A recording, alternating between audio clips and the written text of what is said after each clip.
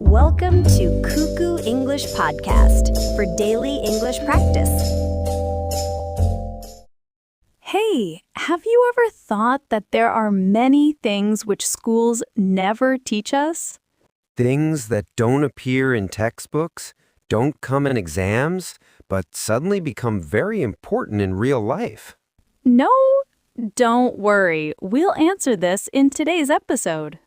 It is all about things school never taught us, but life did. So, hello, English learners. Welcome back to the Cuckoo English Podcast. I am Sophia. And I am Jeremy. And if you're new here, this is the place where we talk about daily life topics, share simple stories, and help you learn English in a natural and easy way. Yes, and we always try to make learning fun. And at the end of the episode, we teach some important vocabularies related to the topic. So don't worry if you don't understand anything right away. Just sit back and relax. Are you ready for today's episode? Let's begin. Let me ask you something. Be honest. When you were in school, did anyone ever teach you how to handle failure? Or how to deal with stress, rejection, or that strange moment when you finish school and suddenly think, okay, now what? Exactly. We spent years learning formulas, dates, and definitions, but when real life started, many of us felt unprepared.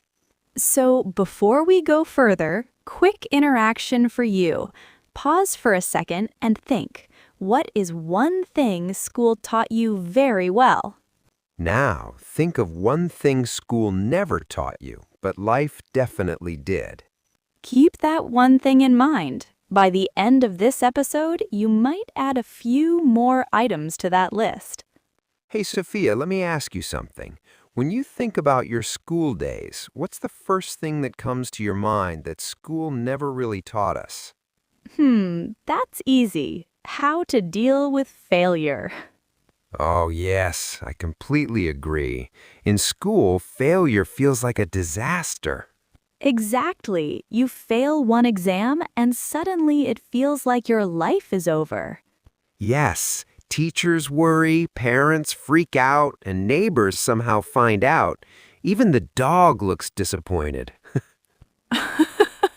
And the worst part is, you start thinking, I'm not smart enough. Yeah, school makes it feel like one bad result defines you forever. But here's the funny thing. Life teaches us something totally different later on. True. In real life, failure is normal. It's not a red stamp on your forehead saying, this person failed. It's more like feedback. Life quietly says, okay, that didn't work, then try again. You fail a job interview. You fail at learning a new skill. You fail at waking up early again and again, and guess what? Life doesn't stop. Exactly. Nobody comes and says, sorry, the game is over. There's no teacher collecting your paper and shaking their head. Instead, life simply asks, so what did you learn from this? And honestly, that question changes everything. It really does. School trains us to avoid mistakes. But life trains us to learn from mistakes. And once you understand this, failure becomes less scary. You stop hiding from it. You stop feeling ashamed of it. You start seeing it as part of the process. And let's be real, some of the most confident people you see today, they failed more times than they succeeded. But they just didn't quit. They failed, adjusted, tried again, and again. If school had taught us this earlier, we would have been much kinder to ourselves. Absolutely. Instead of saying, I'm bad at this, we would say, I'm learning. And that small mindset shift makes a huge difference. So if you're listening right now and you've failed at something, an exam, a job, a habit, or even waking up on time, remember, failure doesn't mean you're not capable. it just means you're human. and life is still giving you another chance. Always. So practice your English writing by commenting one thing you failed at but learned from it. You can keep it simple.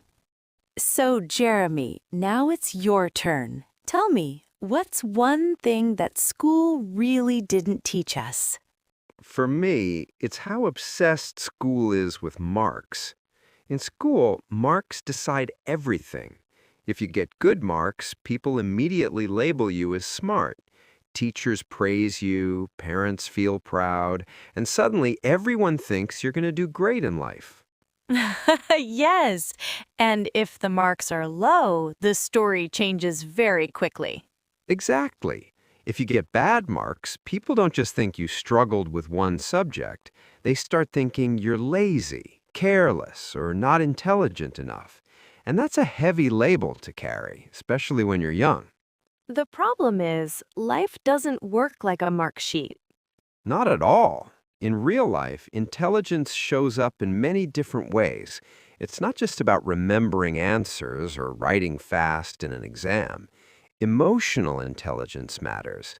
Communication skills matter. Problem solving matters. And school rarely tests those things.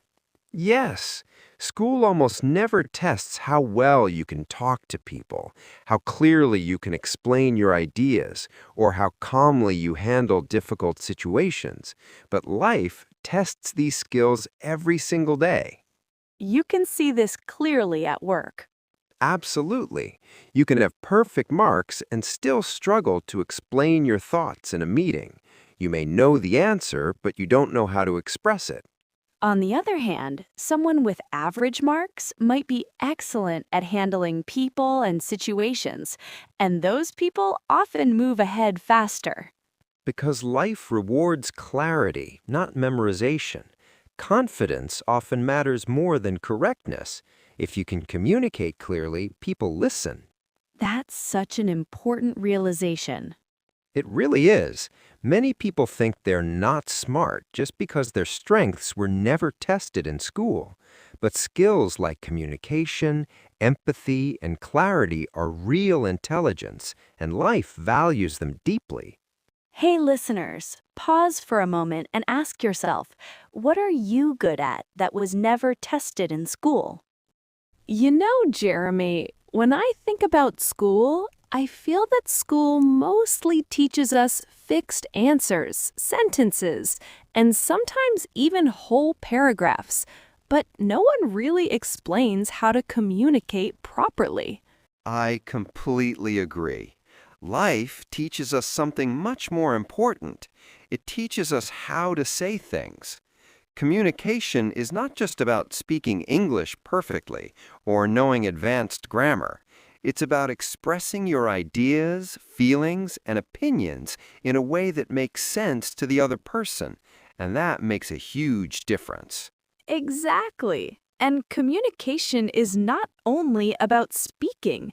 Listening is a big part of it too. In school, listening usually means hearing a lecture or instructions. But in real life, listening means truly understanding someone. Yes, and sometimes it also means understanding what is not said. People don't always say everything clearly. Their tone, pauses, or expressions tell you a lot, and school almost never prepares us for that. You really notice this in real-life situations like job interviews, friendships, or even simple daily conversations. That's true. In those moments, the person who can explain their thoughts clearly often does better, even if their grammar isn't perfect. People connect with clarity, not perfection.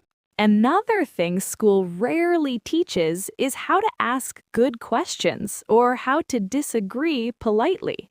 And life teaches those lessons very fast, sometimes in a painful way, especially after sending a badly written message and then realizing how it might sound to the other person. We've all experienced that awkward feeling. But those moments teach us something valuable. Clear communication matters more than perfect English, and it's a skill we learn by practicing, not memorizing. So, learners, next time you speak English today, don't aim for perfection. Aim for clarity. Another thing is nobody teaches us how to handle pressure. When we're in school, pressure feels very simple. School gives us homework, assignments, and exams. We think that's what pressure looks like. Finish your work, submit it on time, and you're done. But life gives a very different kind of pressure. It's not just about homework anymore. Life brings deadlines at work, expectations from family, and constant comparison with others. And that comparison has become much worse because of social media. You open your phone for 5 minutes, and suddenly everyone seems successful, rich, confident, and happy. And somehow, according to your phone, you're the only one who's tired, confused, and still figuring things out. The problem is, school never really teaches us how to manage this kind of pressure.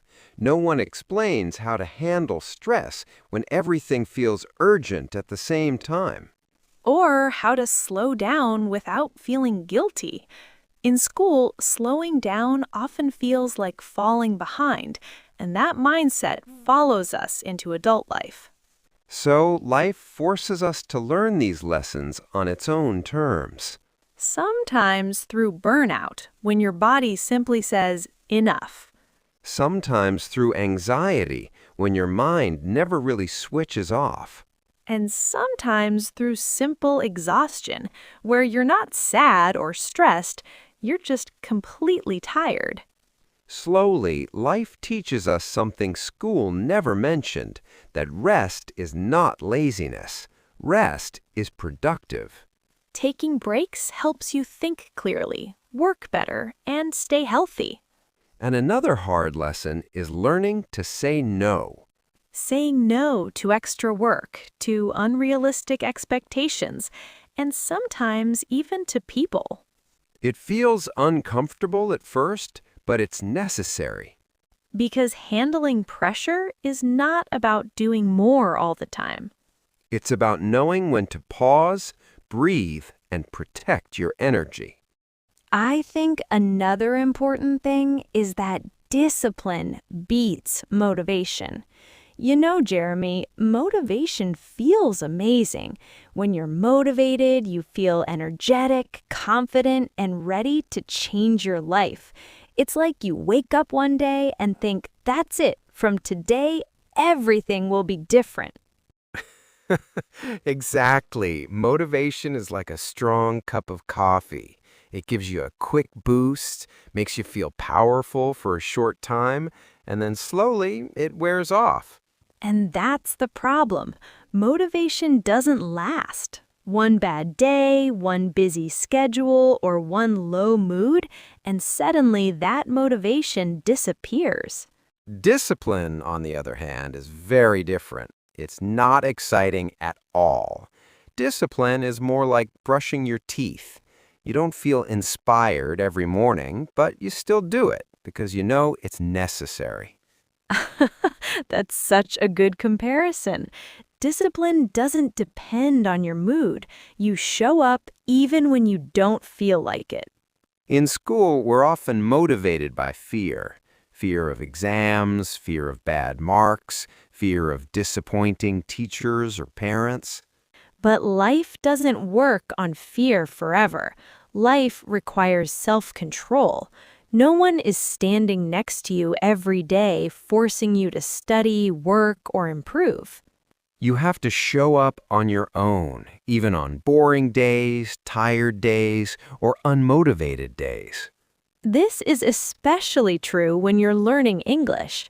Studying for 10 minutes every day may feel small, but it's far more powerful than studying for 2 hours once a week and then quitting. Life slowly teaches us that consistency matters more than intensity. Small actions done regularly create big results. And that's why discipline beats motivation every single time. You know, Sophia, when we're in school, we spend so much time learning algebra, formulas, and equations. We solve problems on paper and feel proud when we get the right answer. Yes, but then real life starts, and suddenly the problems are very different. Life doesn't ask you to solve equations, it asks you to pay bills. Exactly. Rent, electricity, phone bills, internet bills, and they don't care if you're tired or confused. And groceries. Nobody prepares you for standing in a supermarket, checking prices, and thinking, why is everything so expensive? And that's when you realize school never really explained money clearly. We learned how to calculate percentages, but not how to manage a monthly salary. No one taught us how to plan expenses, how much to save, or how to decide what's important and what can wait. Instead, life becomes the teacher. And honestly, life's lessons about money are not gentle. Very true. Life teaches money through mistakes, And some of those mistakes are very expensive. like spending too much at the beginning of the month and then surviving on instant noodles at the end. Or buying something because you want it and then realizing you actually needed that money for something else. That's when life teaches you the difference between needs and wants. A need is rent, food, and basic comfort. A want is that shiny new thing that looks amazing but quietly destroys your budget. And this lesson doesn't come from textbooks. It comes from experience and sometimes stress. Life also teaches responsibility. Suddenly, no one else is managing your money for you. There's no teacher reminding you, no parent checking your notebook. If you don't plan ahead, you feel the consequences yourself. And planning ahead is another thing school rarely talks about. Yes, planning for emergencies, saving for the future, and thinking long term. Even saving a small amount regularly can make a big difference. But again, this is something most people learn only after making mistakes. The good news is, money skills can be learned, just like language skills. You don't have to be perfect. You just have to be aware and willing to improve. Understanding money helps reduce stress and gives you more control over your life. And once you start managing money better, you feel more confident as an adult. So, if school never taught you about money, Life will, slowly, sometimes painfully, but definitely. the important thing is to learn from those lessons. And remember, everyone struggles with money at some point. You're not alone. You know, one of the biggest surprises after leaving school is realizing that school may end, but learning really doesn't. For a long time, we believe learning is something that only happens in classrooms, with books, exams, and teachers. That's so true. We grow up thinking that once school or college is over, learning is over too. But life quickly proves us wrong. Every new job, new responsibility, and new situation pushes us to learn something new. And life doesn't reward memorization anymore. It rewards curiosity. People who ask questions, who want to understand how things work, usually grow faster. Yes, asking questions is powerful. It shows you're interested, not weak. And when something doesn't work, life doesn't expect you to be perfect. It expects you to try again and adapt. Adapting is such an important skill. The world changes quickly, and the people who keep learning are the ones who stay confident instead of feeling left behind. English is actually a great example of this. You don't learn English once and finish it like a subject in school. Exactly. You grow with it. Your English improves as your life changes. When you travel, work, meet new people, or even watch videos and listen to podcasts. At first, you focus on simple words and sentences. Later, you start expressing opinions, emotions, and ideas more clearly. and that learning never really stops because language grows with you. The same is true for life skills. Every mistake teaches you something. Every new experience adds knowledge. And every challenge gives you a chance to learn again. So instead of thinking, I'm done with learning, it's better to think, I'm just getting started. Because the people who keep learning stay open, flexible, and confident. And in the long run, that mindset matters more than any certificate. That brings us to the end of today's episode. Now, let's learn some useful vocabulary. And you can practice by writing your own sentences in the comments. Let's begin. Burnout means feeling extremely tired and stressed because of working or worrying too much for a long time. For example, after working every day without rest, she felt burnout. Or burnout made him lose interest in his job. Financial literacy means understanding how money works, like saving, spending, and budgeting. You can say, school rarely teaches financial literacy, or financial literacy helps us manage money better. Emotional intelligence means the ability to understand and manage your own emotions and other people's emotions. For example, emotional intelligence helps in relationships, or good leaders have strong emotional intelligence. Resilience means the ability to recover quickly after failure or difficult situations. Like, resilience helps people grow after failure, or she showed resilience during hard times. Overwhelm means feeling stressed because there is too much to handle at one time. You can say, too much work can overwhelm you, or he felt overwhelmed before the exam. Impulsive means acting suddenly without thinking carefully. For example, impulsive spending causes money problems, or he made an impulsive decision. Self-reliant means able to depend on yourself, not on others. Like, adult life requires being self-reliant, or she became more self-reliant after college. All right, English learners, that brings us to the end of today's episode. We hope you enjoyed listening and learned something new today. Thank you so much for spending your time with us today. Keep practicing English every day, and if you want more episodes like this, don't forget to like, share, and subscribe to our channel. Bye for now.